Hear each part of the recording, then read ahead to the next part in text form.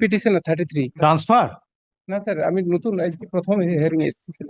Is what you are praying for. আপনি কি চাইছেন?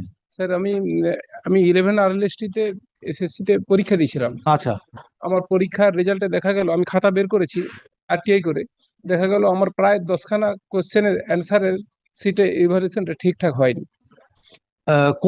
কোন রিক্রুটমেন্ট প্রসেস? 11th আরএলএসটি sir. 2011? 2010 মানে 2010 2010 2010 আরএলএসটি? খাতা পেয়েছেন আপনি? আমি খাতা পেয়েছি 12 সালে আমাকে খাতা দেওয়া হয়েছে। তো আপনি এখন আসছেন কেন?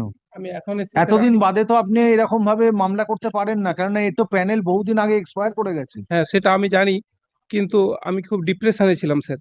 কিন্তু সুপ্রিম কোর্ট যেটা বলছে যে যদি প্যানেল এক্সপায়ার করে যায় তারপরে আপনার রাইট থাকে না চ্যালেঞ্জ করার।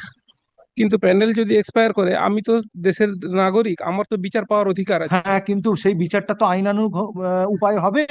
সেই আইন যেটা বলছে সেখানে প্যানেলের যদি এক্সপায়ারি হয়ে যায় তারপর আপনারা সেই প্যানেলটা চ্যালেঞ্জ করার অধিকার থাকে না। কিন্তু কারণ আপনার জায়গায় একজনের অ্যাপয়েন্টমেন্ট হয়ে গেছে, সেটেলড পজিশন, সেটাকে আর এতদিন বাদে আনসেটেল করা যায় না। হ্যাঁ, এটা আপনাকে ওই প্যানেলের মেয়াদকালে মামলা করে আসা উচিত ছিল। আমার তো স্যার, আমি উইভার পাবো স্যার। আপনি বলুন যে আপনার রিক্রুটমেন্ট প্রসেসটা কবে হয়েছে? রিক্রুটমেন্ট প্রসেসটা 11 সালেই কমপ্লিট। 11 সালে যখন কমপ্লিট হয়ে গেছে, তার মানে 12 সালে প্যানেল শেষ হয়ে গেছে, 13 সালে।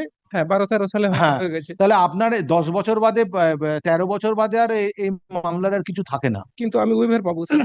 আপনি যেভাবে ভাবছেন সেভাবে কোর্ট তো ভাববে না, কোর্ট আইনানুগ ভাবে ভাববে। কোর্ট তার মতো এরম ভাবে প্রশ্ন আপনি কোর্টের কাছে করতে পারেন না। এখন যেখানে সুপ্রিম কোর্ট বিভিন্ন মামলায় বলে দিয়েছে যে প্যানেলের যে মেয়াদকাল, সেই মেয়াদকাল উত্তীর্ণ হয়ে গেলে সেই প্যানেল আর চ্যালেঞ্জ করা যায় না। সুতরাং আপনি এতদিন বাদে সেটা তো চ্যালেঞ্জ করতে পারেন না। কিন্তু চ্যালেঞ্জ আপনি করতে পারেন, কিন্তু সেই চ্যালেঞ্জ ফলপ্রসূ হবে না। আচ্ছা, ফলপ্রসূ হবে না কি না জানি না, আমি উইভার পাবো। এই কেসটা স্যার না হোক, এটা ফ্রড এবং মিস্টেক এই জাতীয় কিছুতে আমি উইভার পাবো। লিমিটেশন অ্যাক্ট 1963-তে আমি উইভার পাবো। যে কেসটাকে আমি চ্যালেঞ্জ করতে চাই, চ্যালেঞ্জটা অন্তত অ্যাকসেপ্ট হোক। কারণ আমার ইভ্যালুয়েশনটা ঠিকঠাক হয়নি স্যার। আবার আমার অভিযোগও আছে যে আমারটা ইভ্যালুয়েশনটা ঠিকঠাক হয়নি। মানে এমন হতে পারে যে 71টা ছেলেকে পার্সোনালিটি টেস্টে ডাকা হয়েছিল, ওই 71টা ছেলের ইভ্যালুয়েশনের ক্ষেত্রেও কিছু ডিস্টার্ব থাকতে Who পারে। is appearing for the commission? I am for the commission. Do you have any instruction? No, my lord, I have not received the brief yet. Well, obtain instruction and My come lord. back after vacation. Very good. Great. এটা নিয়ে নিন। এটা এটা আচ্ছা না। No, no, like, ঠিক আছে। Next.